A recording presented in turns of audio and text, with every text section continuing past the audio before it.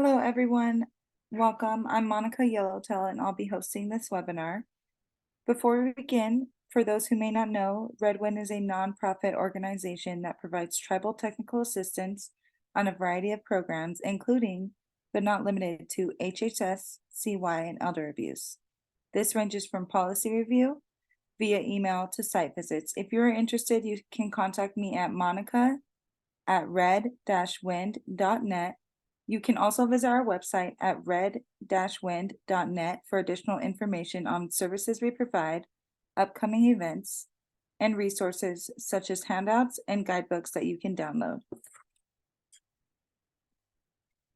This presentation was brought to you in partnership with Redwind Consulting. This project is supported by grant number 15JOVW21GK0228TRIB, awarded by the Office on Violence Against Women, U.S. Department of Justice. The opinions, findings, conclusions, and recommendations expressed in this publication are those of authors and do not necessarily reflect the views of the U.S. Department of Justice. As it states, this training is part of our Tribal Governments Project. Presenting with us today, we have Daryl Olson. If you have any questions or comments, you can put them in the chat box at the bottom of your screen. If there are any tech issues, you can send a private message to me or Hanovi and we'll try to get it resolved. I'll now turn it over to the presenter.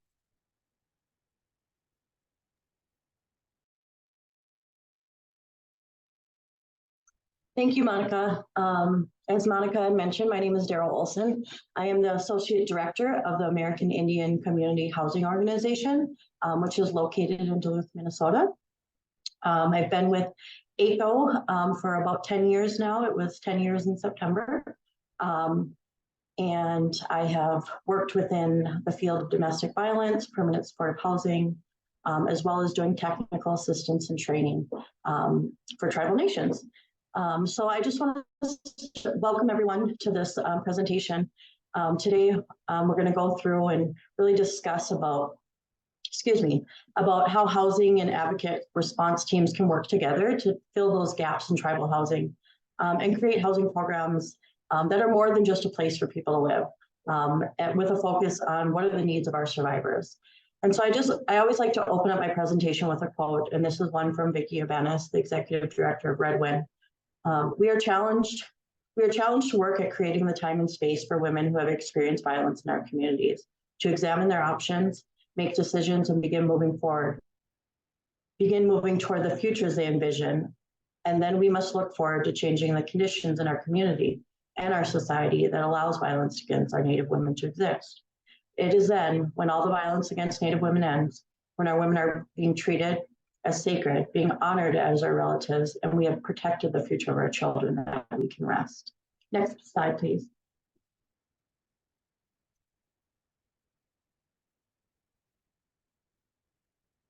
Oh, there we go. So we know that the top two concerns for survivors of domestic violence is the need for safe housing and the need, not just the need for safe housing, but also the need for economic resources to maintain their safety. So throughout this webinar today, I'm going to be going into the tenets of domestic violence housing first. Many of you may be familiar already with the housing first model, but this is more focused on intertwining housing first and the way in which we provide services to survivors of violence. Excuse me, there's a fly in my office. So with this first slide here, this is just a snippet of what the tenets of domestic violence housing first model is. I will go through in more detail throughout this webinar the different entities in which the model is designed. And so you can see in the center of the circle, it's about mobile advocacy. So meeting individuals at where they're at. You know, that might not be within a safe shelter setting. You know, that might be going out into the community to meet with survivors. It might be, you know, through different outreach or activities that you're seeing in your communities. And it's not just about housing. This is about, you know, safety planning with a holistic focus for each of them. One of the keys tenets of it is flexible engagement. So it not just being flexible about how we're engaging with folks, but also flexible about how we're using our funding to support them in stabilizing their housing. Community engagement as well, getting the word out there to our community members and our partners and housing providers, housing authorities, about how we can create a safety net for survivors of violence. And then, of course, incorporating trauma-informed practices into what we're doing. So we know as advocates for survivors that we're often faced with helping clients locate safe and affordable housing, but this can be really challenging, especially within, I would say, our entire country. There's a lack of affordable housing. It's either very scarce or it's non-existent at all. And so as advocates, we base our work on these same core principles in Housing First, except there's a little pivot to it. So we know in a Housing First model that housing should be viewed as a basic right. We want to treat our clients with respect, warmth, and compassion in everything that we're doing.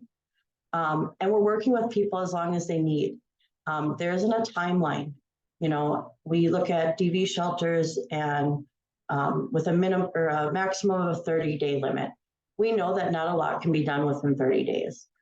So this model is really about walking alongside them. And that may, for some people, take a few months. For others, it may take years that we're walking alongside them and helping them. The ultimate goal is moving people into independent housing. And that can be really, really tricky, especially when we have to separate the difference between housing and services. And so the Housing First model really was designed on, client choice and self-determination. When we look at it from a DV lens, we're looking at it through strength-based and empowerment focus.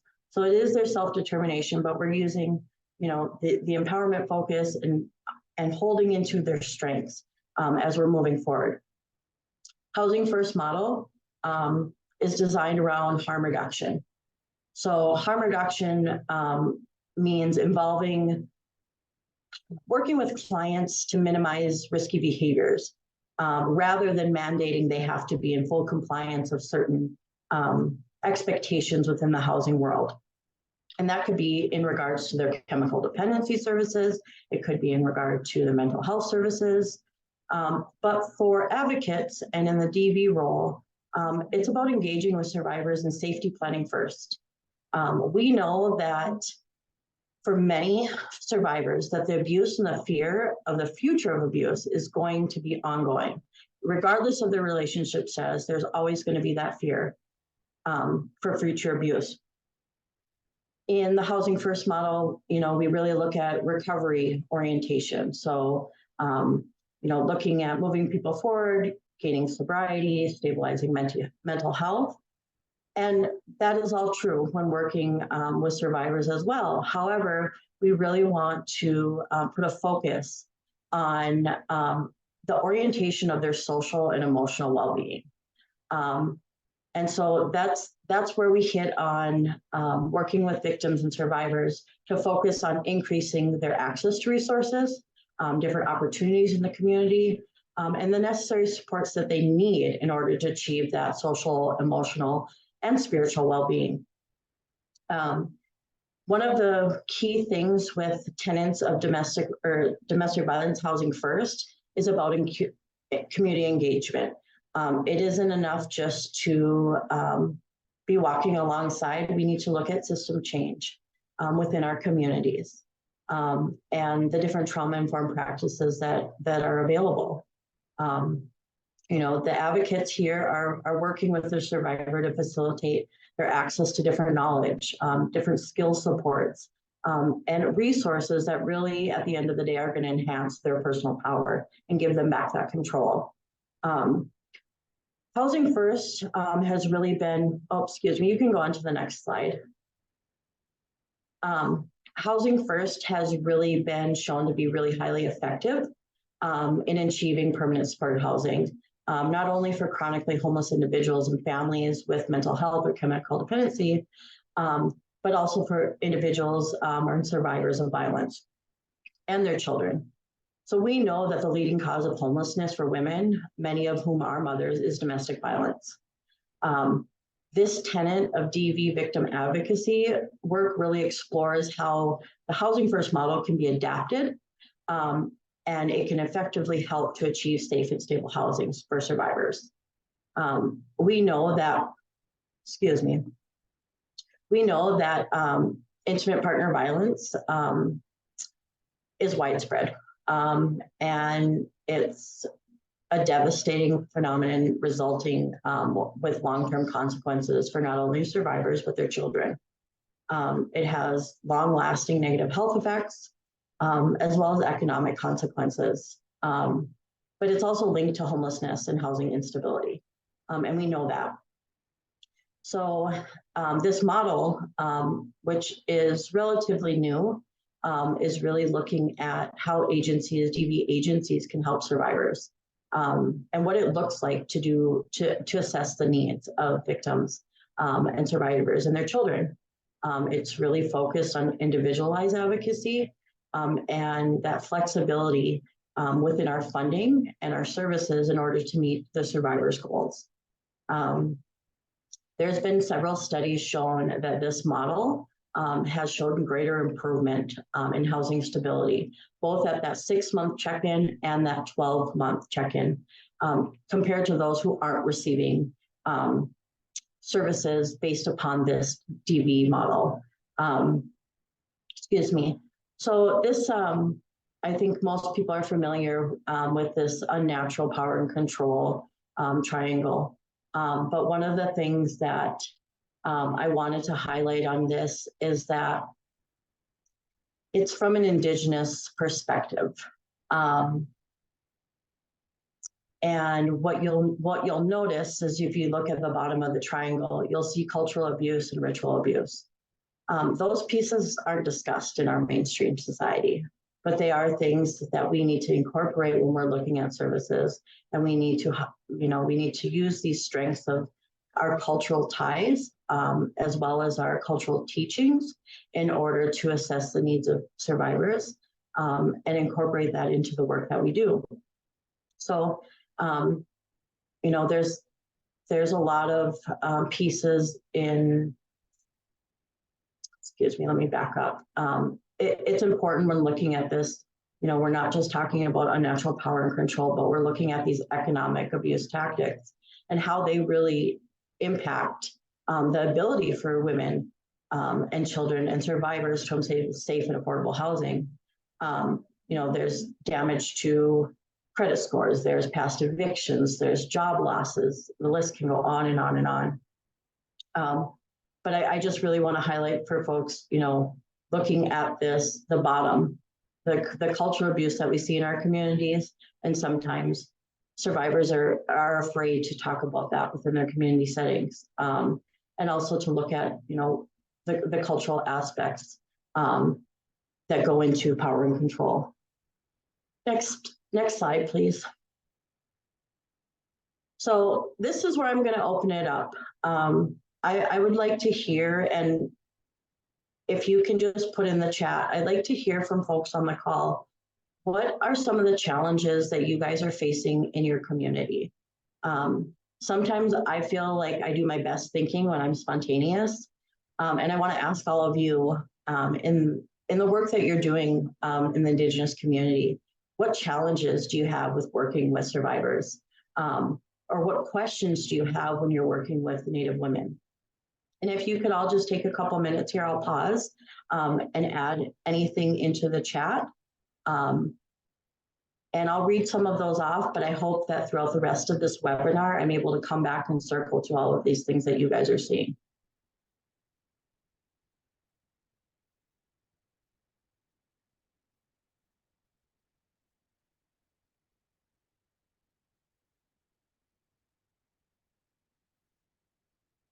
Financial challenges, yeah. Finding housing that accepts housing assistance, that's a huge one.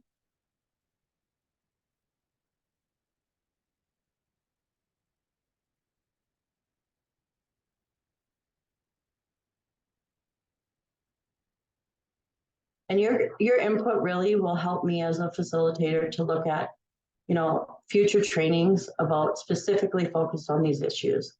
How do we close the gap with working with private landlords to allow them to accept assistance? What are the challenges that those landlords have with accepting assistance?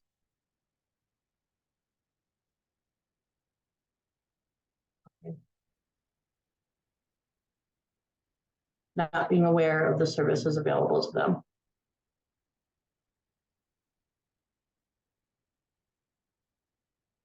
Helping them step by step.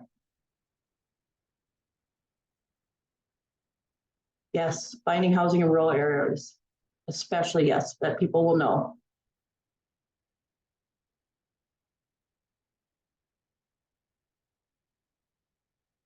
Two-years wait list.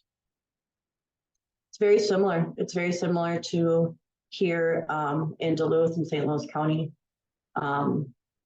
We're at about 18 to 24 months for our wait list for Section 8 and public housing.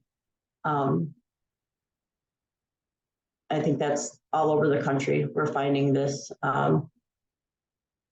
lack of housing, but not just affordable housing, safe housing. You know, I see a lot of folks living in substandard housing. And that was one of the challenges that when I came into this work with ACO is looking at building or developing housing that was safe, that was welcoming, and that was beautiful. Rather than, you know, it's getting somebody housed in what I like to refer to as slumlords, especially folks who may have a criminal history or are struggling with an addiction. They're not as likely to be eligible for assistance programs, and most landlords aren't willing to work with them. Next slide, please. Thank you for everyone who shared.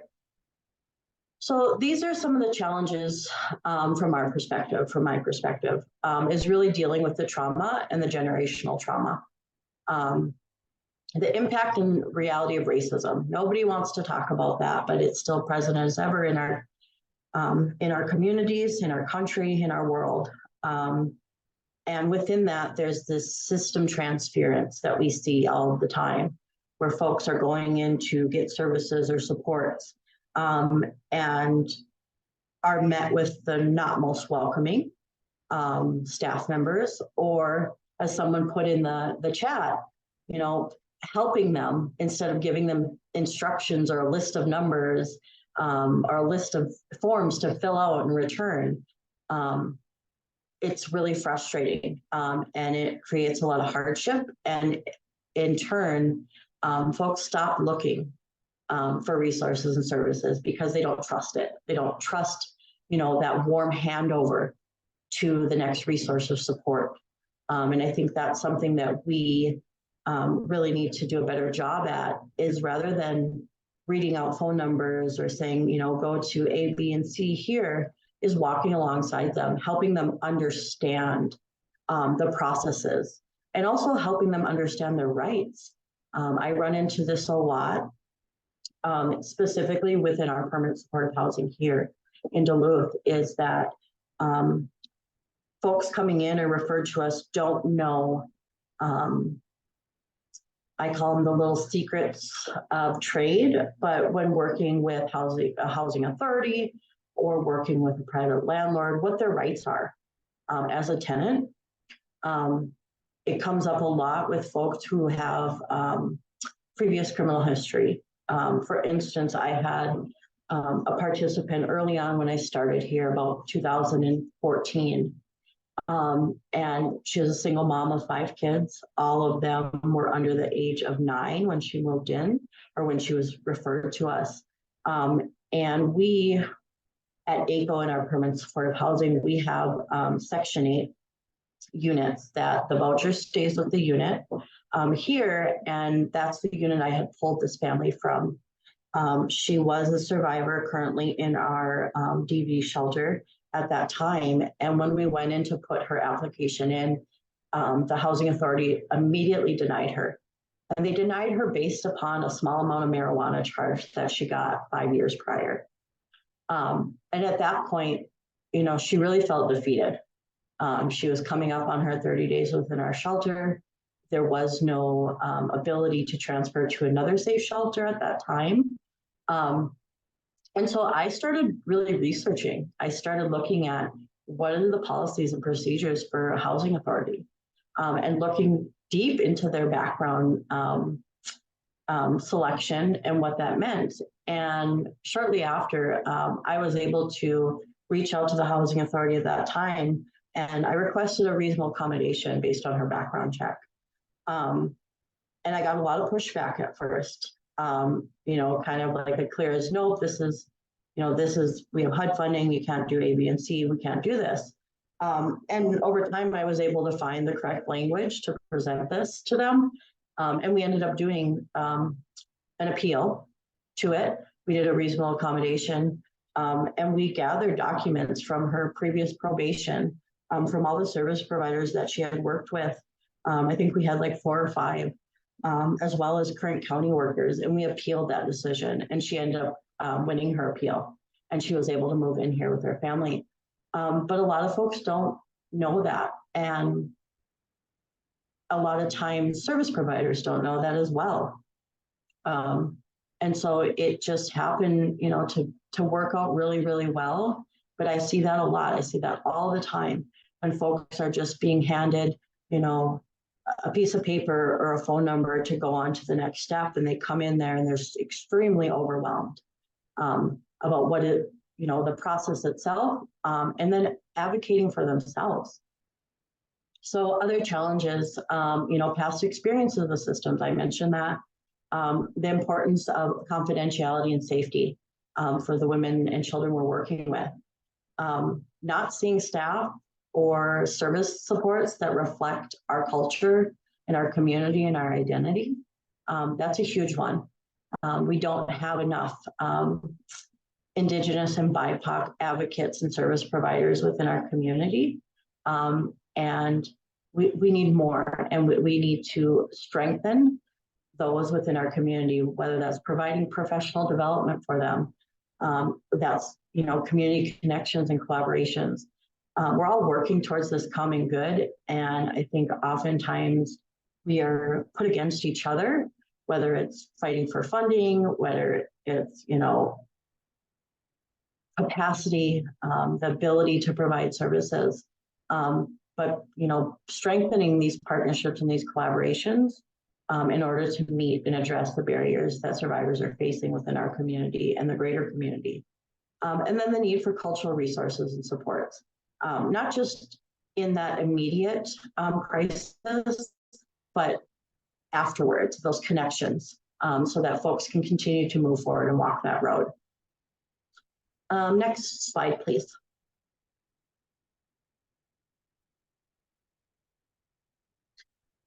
So this next slide here, I really want to focus on how do we remove these barriers.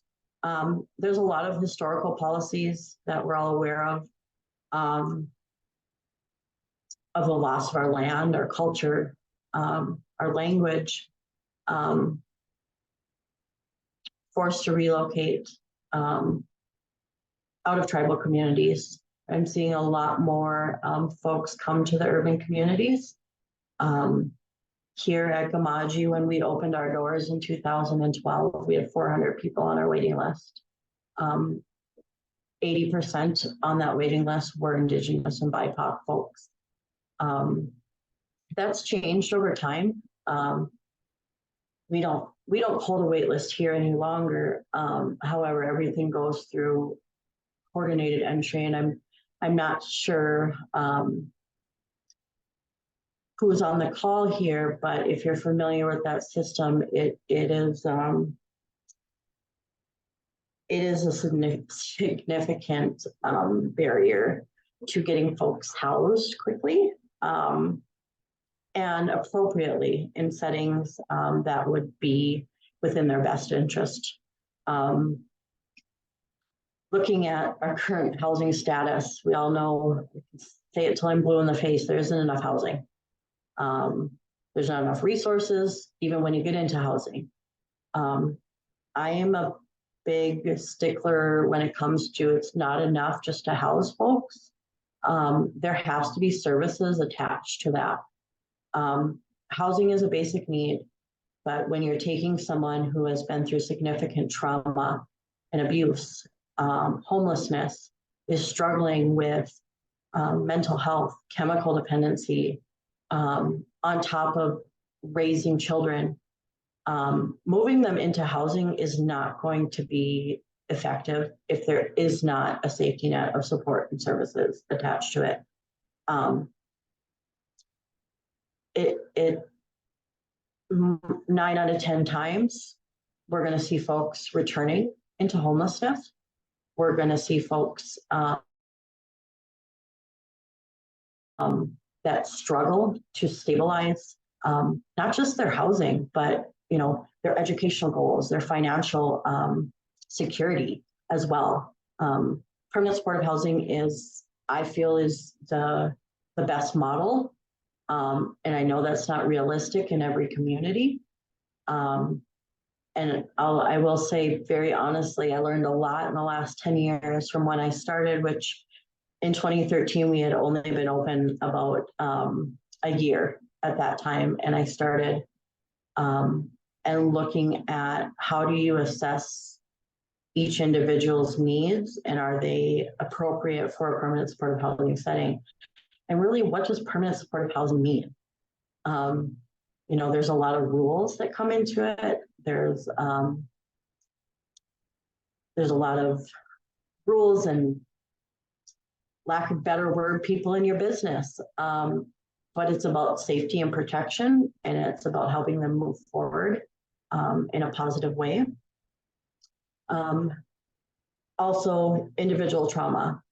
So looking at each individual, meeting them where they're at, what is the history of trauma? And maybe it isn't necessarily them, maybe it's generational trauma that they haven't dealt with or aren't even aware of. I'm just going to pause for a second because I see some comments in the chat, and I really want to highlight those. Where survivors lost the ability and confidence to make a decision on.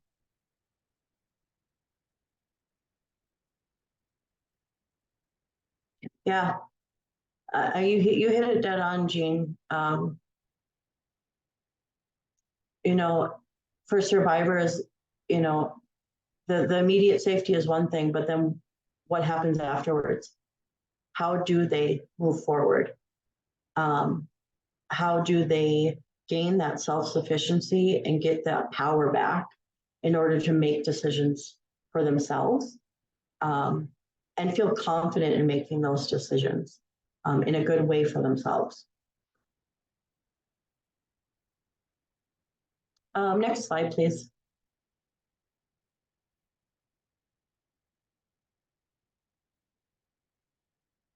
So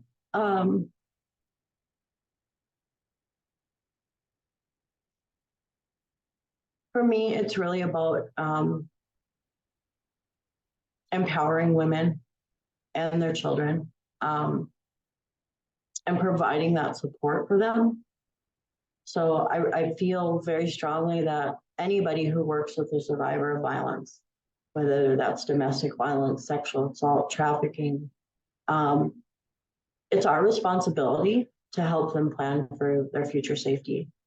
And that changes over time. It isn't just enough to do, an immediate safety plan. And this is, I'll go back to before, is there shouldn't be a time limit on how long we can work with a survivor. It has to be open-ended at how long we're going to walk alongside them and how long they need the support from us. It's our responsibility to actively listen and acknowledge the experiences that they're going through. And somebody may be ready for that next step,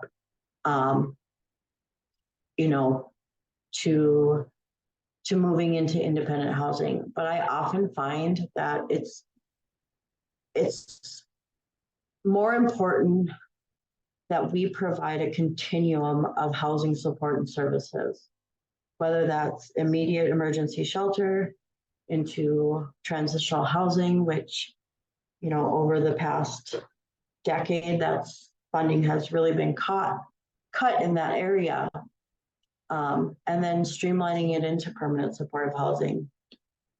ACO, so we started our agency in 1993, and we started with our domestic violence shelter, Dominogan.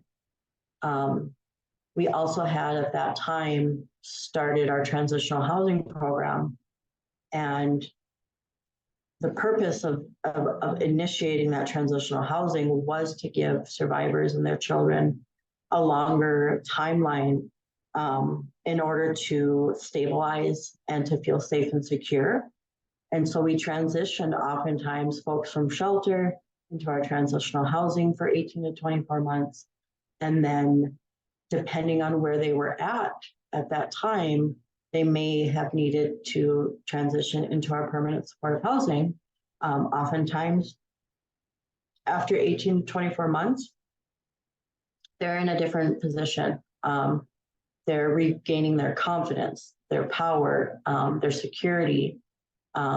They've gotten more social supports within the community. They've built trusting relationships with service providers, and they don't necessarily need permanent supportive housing, but it's been great for us in order to transition and move folks into permanent supportive housing. And permanent supportive housing is just that, it's long-term. That doesn't mean that folks stay forever. I found here, it's on an average of 2 to 3 years. And then folks are ready to move into more independent housing. They have that core group of support and resources and safety nets in order to move on in that next step. Respecting autonomy. These decisions are theirs to make, they're not ours. I often see folks who are, doing an intake and kind of like, okay, we got to do A, B, and C. That is the last thing that any participant, survivor, community member needs, is for us to direct at where they need to go along this next step in their journey.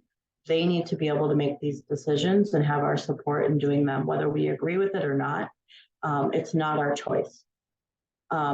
Promoting their access to community services, and I'll circle this back around probably the entire time, is it's not just connecting them to available resources in the community, but really going with them, helping them understand the process, advocating for them, because you have to remember they've probably been down this road and this journey, and they've met with so many barriers and obstacles that they've just stopped.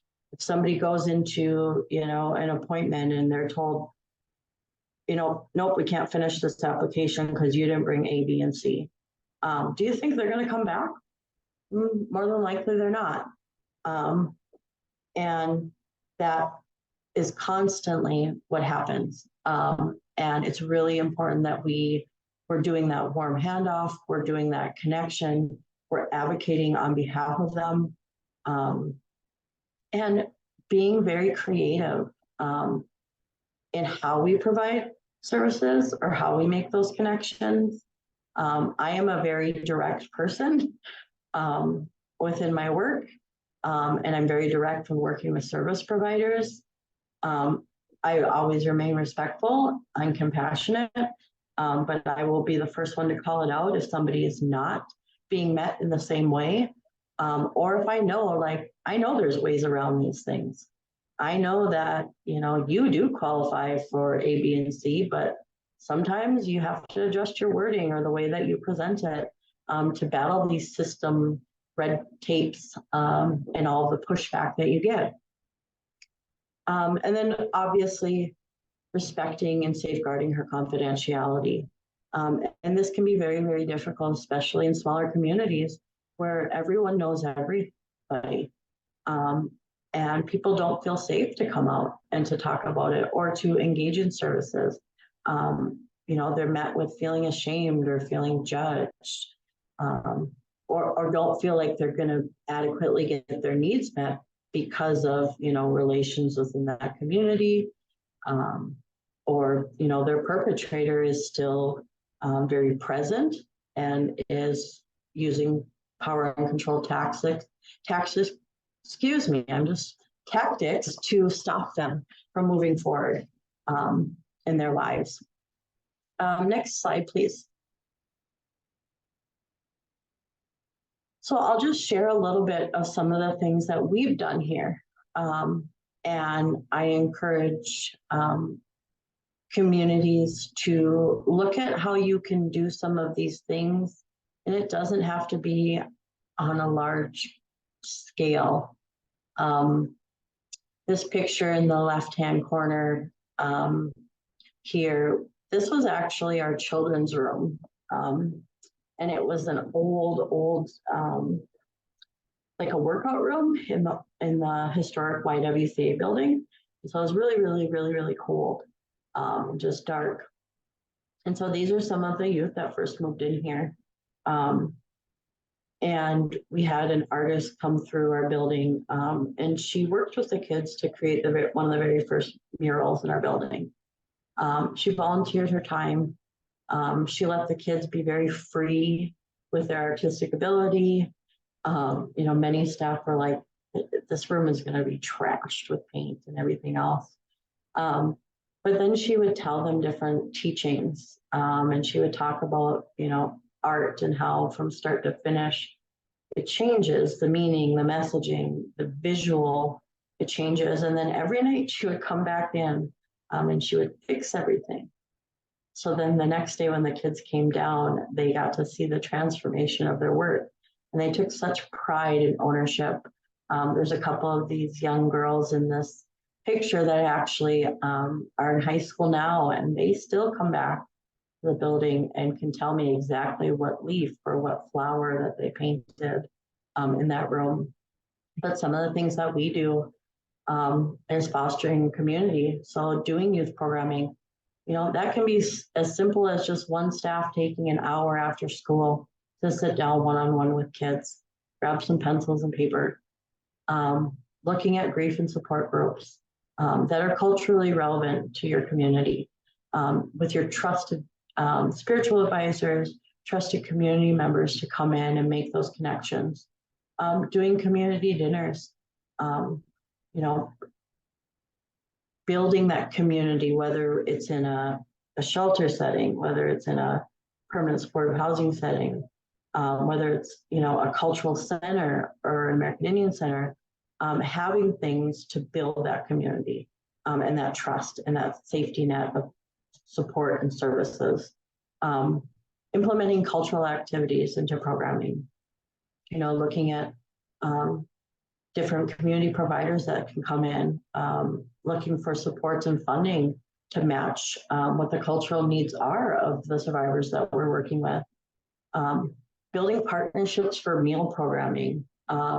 We at ACO, we started a partnership with Second Harvest Food Bank and some of the local community gardens. And we actually started our own garden here, which is completely run by all the participants, primarily the children in programming, who do all the planting, the harvesting, and then they give back to the community. So they put it out for community members to take. They deliver it to elders in the building, and they share. And they get to maintain it. Each year they get to decide what is it that is most of need within the community for us to grow on site as well. Next slide, please.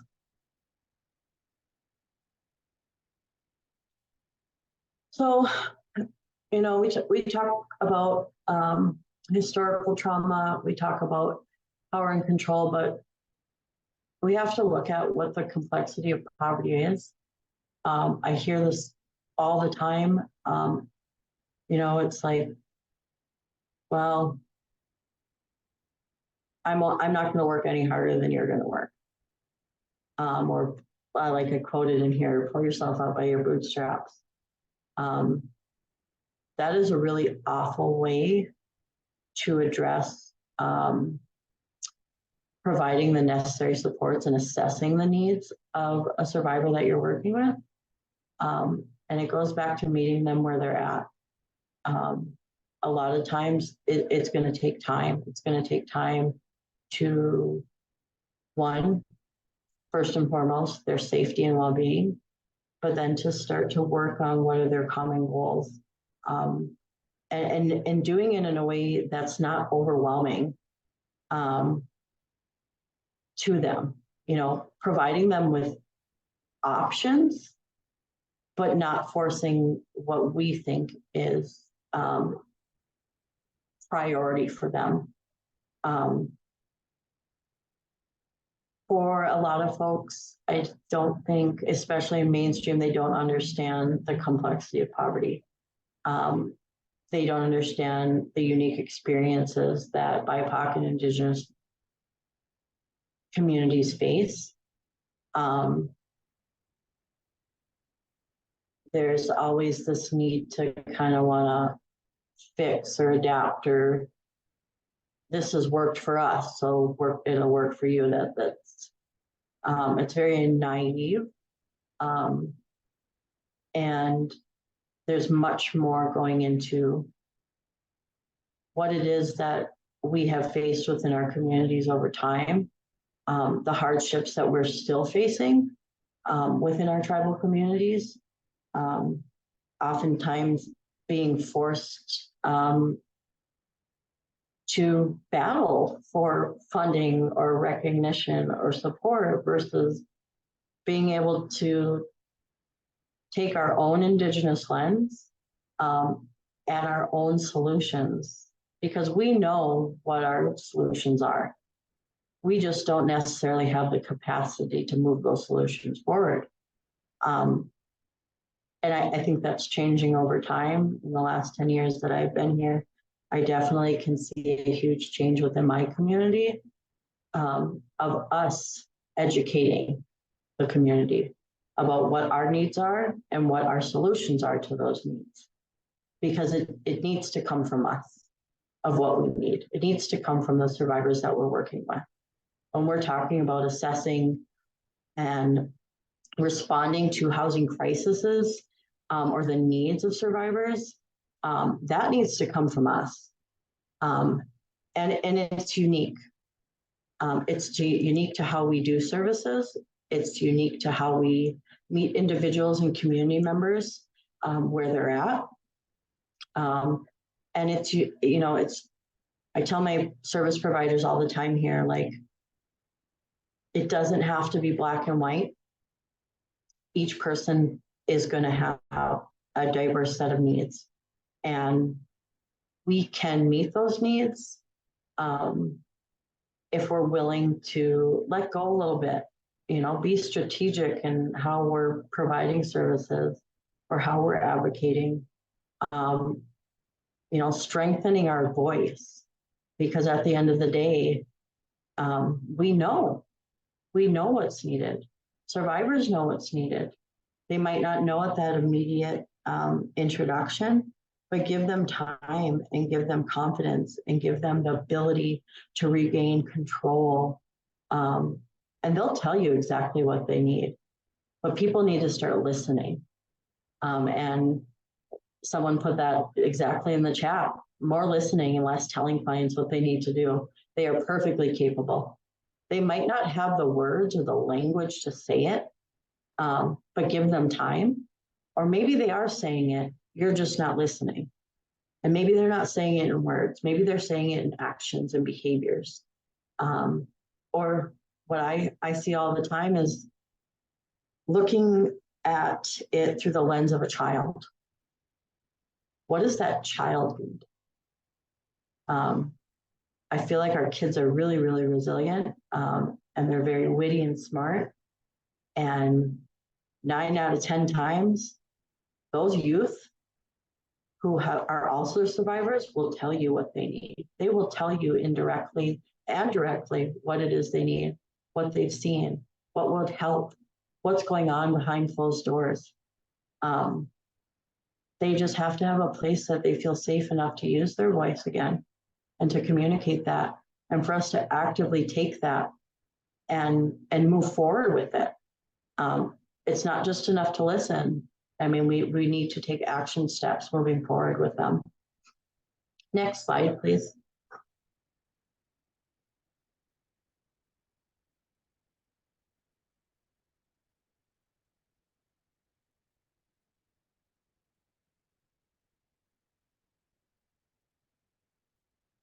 So you can tell I really like some of the quotes that Vicky has used in creating Sister Space. But I love to show this visual because this to me hits the core of when I'm working with a survivor and non-survivors, is looking at the physical, the mental, the emotional, and the spiritual side. You cannot just focus on one or the other. In order to have a holistic approach, we need to focus on all of these. So as Indigenous people, each of us experience a life that is intertwined with intergenerational trauma. Each survivor coming to our program brings with them the history of their ancestors, their relatives, those who suffered hardship, those who endured. Our program's opportunity now is to heal for the future. Women often talk about how the abuse they experience is rooted in who they are as Native women. The abuse not only is centered in an individual experience of power and control, but a historical experience that layers upon them a challenge to not only heal and recover from the violence of this immediate situation, but a deeper effort to heal and return to balance for themselves, but also for our daughters and our grandmothers. The healing and balance we offer this one woman, we offer our future. We offer to our future, excuse me. I'm going to stop here for just a second. I think I only have a couple of slides left, but the one thing that I really haven't hit on and I do want to discuss during this webinar is how do we assess or respond to the housing needs of survivor? And I'm curious, is there a way, Monica, to open it up for other folks to share what they're doing in their communities or what their needs are as far as, assessing the needs when a survivor comes into programming or when they meet one? So if people click the little hand icon in their bottom menu, they can show, or it'll show up in the attendees list, and we can unmute you if you wish to speak your question out loud. Oh, my video. And I asked this because I'm really curious. I'm curious to see what different communities are using.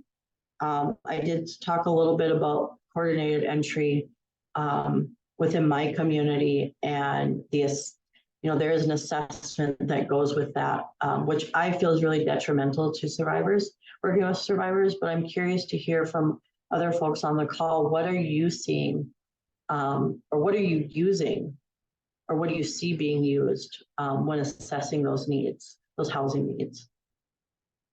So if anyone feels comfortable enough to share.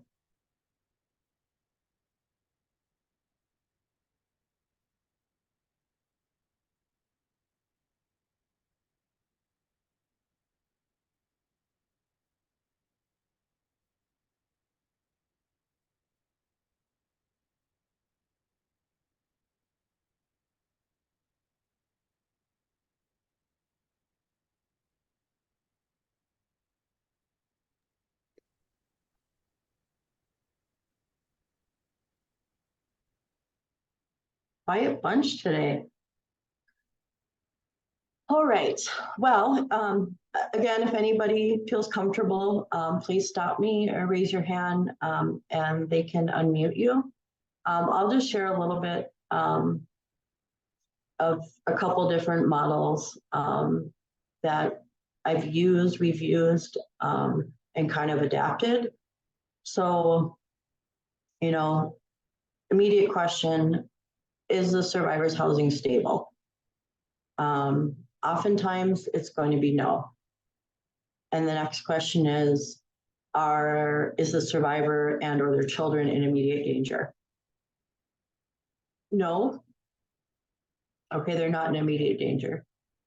So now, what are the housing barriers that are significant and likely are going to require, let's say, 2 years of support? Or no, there are some housing barriers that aren't as complex, And maybe they need only short-term 6 to 12 months of support. It's going to be different for every individual. One option is to look at those housing barriers and assess the needs of, are they appropriate for permanent supportive housing or a housing choice voucher? Maybe the housing barriers aren't as complex, but they're going to need more longer term financial support and advocacy services in order to move forward. Now, if a survivor and or children is in immediate danger and they must flee to safety, we're providing immediate safe housing, whether that's a DV, sexual assault shelter, something similar. At that point, that is when the assessment should stop, and there should be at least 24 to 72 hours before you are looking at any type of housing assessment. You should never, ever be digging deeper into what those housing needs are when someone first is fleeing immediate danger and is coming into safe housing.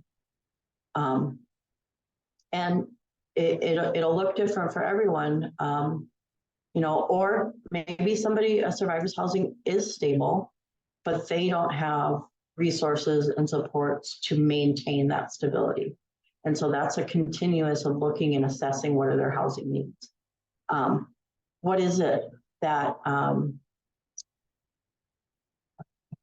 whether you've addressed the immediate danger, but what is it moving forward that they need in order to be self-sufficient, to be safe and secure, to meet the needs of the individual themselves, but as well as their children.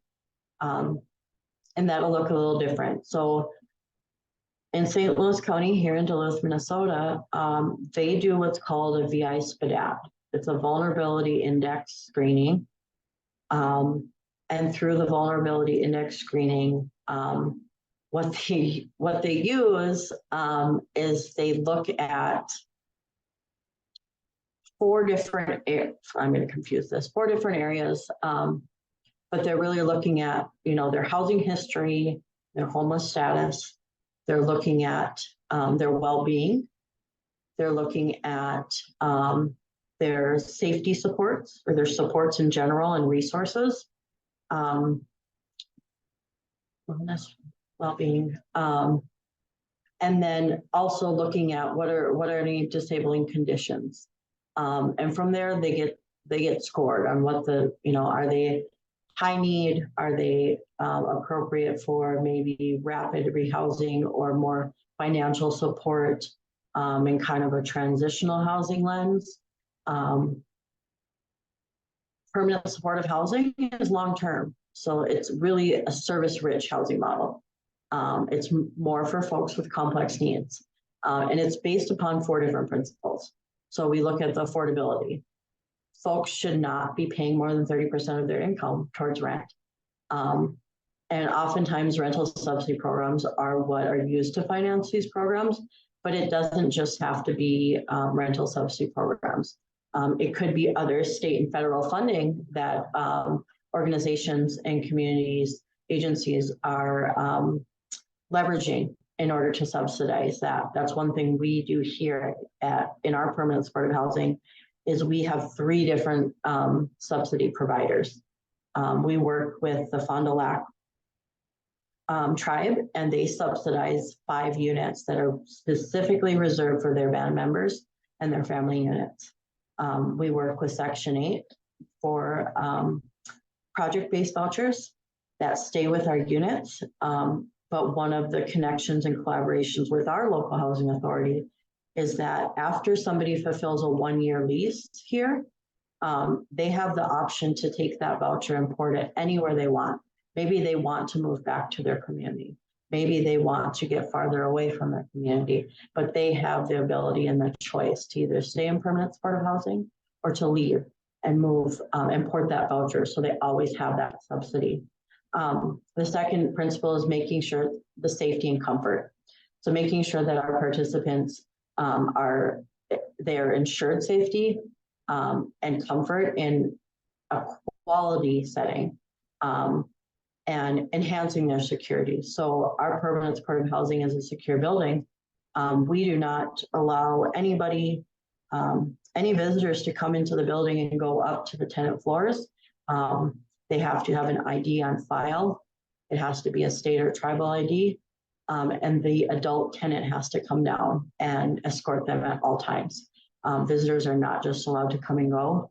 Our doors are locked and our building is staffed 24 hours a day, 7 days a week. So we lock the door at 5 Monday through Friday. And so that nobody can come in and out of the building. We also don't give out any information. Duluth is a smaller community. And what I mean by that is everybody knows everybody, especially if you're in the Indigenous community here in Duluth. And so people will come in and be like, oh, I know so-and-so lives here. And, you know, we can't confirm or deny that somebody lives here, an extra precaution. The third principle of making sure that their services are flexible and accessible, and they're voluntary. These aren't mandated. These aren't, you have to do A, B, and C in order to be in compliance or in order to receive financial assistance or support or advocacy. Voluntary services that are tailored specifically to each individual's needs, and those are going to change. So prioritizing those skills that they need in order to maintain their housing, but also looking at, you know, long-term financial management, education or job training, or helping them apply for disability, do, you know, different internships or, you know, building job skills within the community. And then the fourth one is empowerment and independence. So again, like I said, I'm going to circle back to this every time, is they need to feel supported in making their own choices and engaging in those services based on their own terms, not our terms. That is the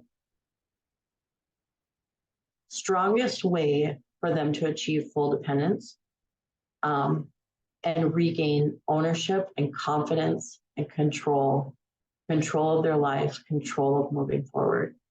So that's, you know, that's permanent supportive housing. That's one model. There's other assessments. We do within our permanent supportive housing, one of our funders requires us to do an annual assessment of individuals' housing needs, and it goes deeper into detail of financial, medical history, community supports, education, you know, even looking at basic needs, you know, housing, food, healthcare. Healthcare is huge. Healthcare and housing go hand in hand. I do think that housing is healthcare. Folks cannot begin to move forward if they don't have their basic needs met. And that really is the tenet of housing first, is you house people first. You don't try to focus on, you know, assessing their goals or, you know, creating a goal plan or an action plan with them. I don't allow our service providers to do any intake forms with anyone who moves into our permanent supportive housing until they've been here for 2 weeks.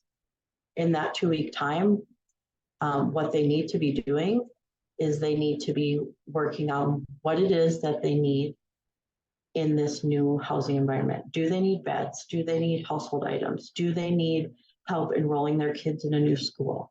Do they need to talk to our legal advocate, or do we need to immediately put in a trespass and be aware of the perpetrator, whether they're in the local community or not? You know, outlining those things first, and then after 2 weeks, when they've gotten settled, then we start to sit down and talk about digging deeper. You know, what are their needs? Again, voluntary. Everything is voluntary. Maybe they don't want to work with us. my experience within our permanent supportive housing is 90% of the folks will engage in some sort of service and support at some point in their time here. And that could be very minimal. It could be, you know, every once in a while they need help with a phone card. Or it might be towards the end of the month, there needs to be, you know, more food support or financial assistance for food support.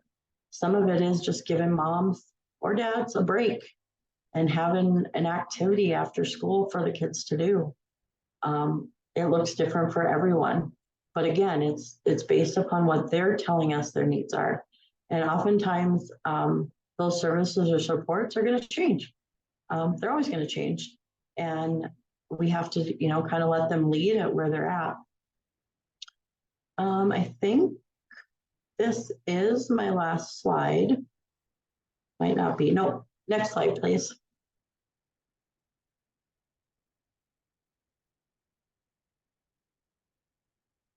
So I've kind of touched on this a few times, but looking at what are the expectations versus reality. We have to be really realistic with somebody's capabilities and meeting them at where they're at. And I will say that till I'm blue in the mouth, but when I say meeting them at where they're at, it's not just that mentally, excuse me, I'm going to readjust my chair because it keeps sinking. You know, it's not just that mental or emotional where they're at, but physically going to them, going to a setting where they feel safe and secure to talk and to receive support and services. Always keeping in mind, what is the impact of trauma? And everybody's is going to be different, but that needs to be in the back of our mind when we're working with survivors. And there's a thin line, and I see this all the time, of codependence versus walking alongside them. We are not trying to create supports and services which lead the participant or the survivor to be codependent on us.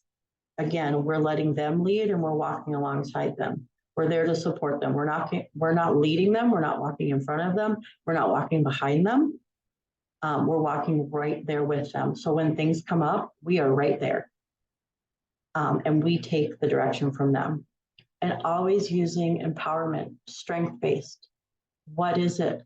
I see this a lot too, is we're looking at, oh, well, these are the barriers. You know, they relapsed a month ago, or they haven't been taking their medications, or this and this and that. But nobody ever highlights what are the strengths of this woman or these children. Like we're so quick to look at what needs to be fixed or what's wrong, instead of taking and looking at a different lens and saying, what are these strengths? How can I use this strength to help them and secure services for them? How can I use these strengths to empower them? And that's the reality. That's what we should all expect of each other and expect when we're doing this work. Next slide, please. Again, I threw this in here because I really want to hone in on looking at this from an Indigenous perspective, with our Creator at the center, and us as advocates and service providers of walking close to them. You know, looking at all of these different dynamics within domestic violence and power and control. And how does that tie back into our own cultural beliefs? Next slide, please. Some strategies and initiatives that I recommend for any communities is doing outreach within the community to service providers, being really intentional about how do your services, how do they align with folks with disabilities? Or are you putting in more barriers to meeting the needs of folks with disabilities because of, you know, procedures and policies? Reaching out to women in their own communities, looking at immediate needs, again, basic needs first. And then going on to addressing housing needs, making sure women are safe, and aiding in all of these transitions for housing, transitions into different community settings, transitions into different community areas, transitions into navigating systems in general. The pandemic has had a tremendous impact on our country and in our tribal communities and the way we do things and how we meet one another. And it's going to be long withstanding. We've seen that we are most disproportionately affected by this pandemic.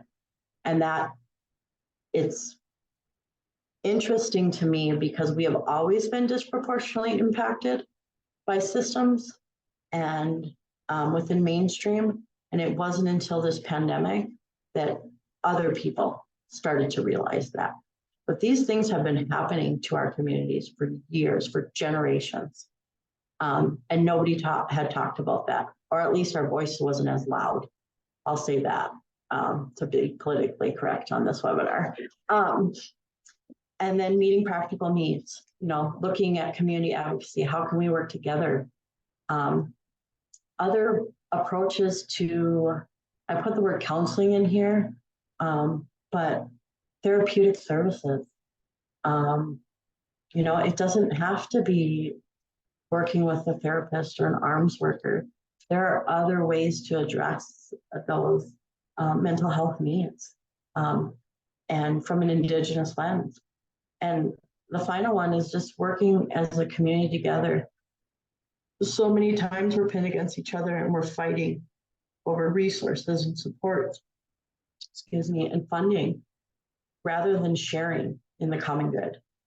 How can we help support? How can we use what we've learned, whether it's in our community, whether it's in our personal lives, whether it's in our professional lives? How can we use that to strengthen other communities, to help bring all of our people forward and uplift them? Next slide, please. So I'll close with this. As you walk on the shore, you look down and see rocks, small ones, large ones, tiny, tiny ones.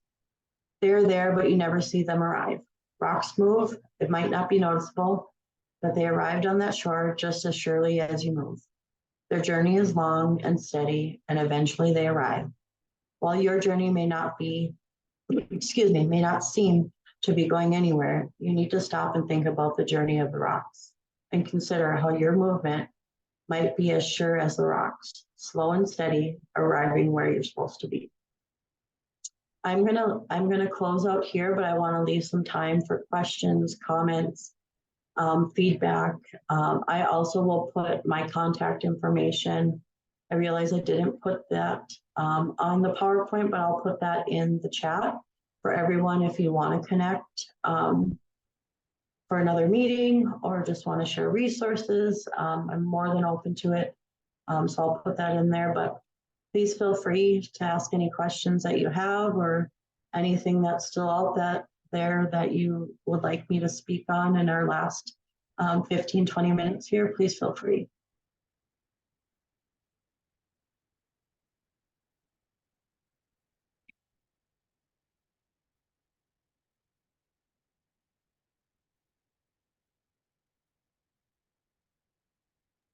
Just as a reminder, you can put your questions or comments into the chat, or you can click on the Q&A and we can answer if you prefer to be anonymous.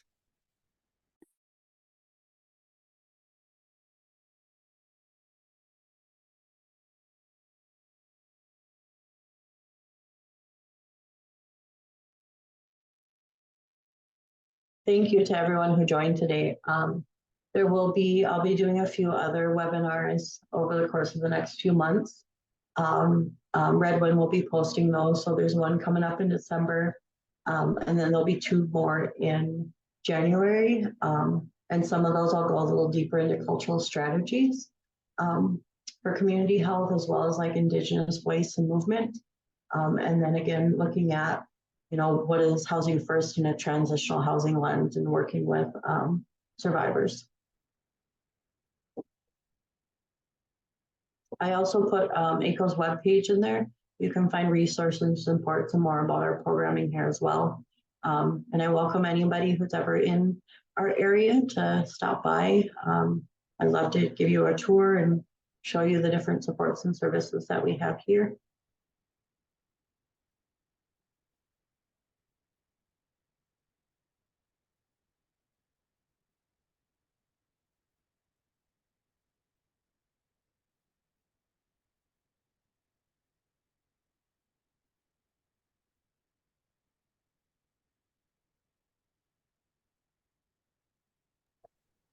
All right. It does not look like we have any questions, so we will close up. Thank you, everyone. Have a good evening. Thank you, Daryl. Before we end the session, I want to let you all know that there will be an eval popping up once Zoom closes. We'd love to hear what you thought, so if you're able to fill that out, we'd very much appreciate it. As a reminder, this webinar was recorded and will be uploaded onto Redwind's YouTube channel within the next few days. You can also find previous recordings there. In closing, I'd like to thank our presenter, Daryl, and I'd like to thank all of you for joining us. I hope you all have a wonderful rest of your day. I hope you all stay safe, and I hope to see you all at the next webinar.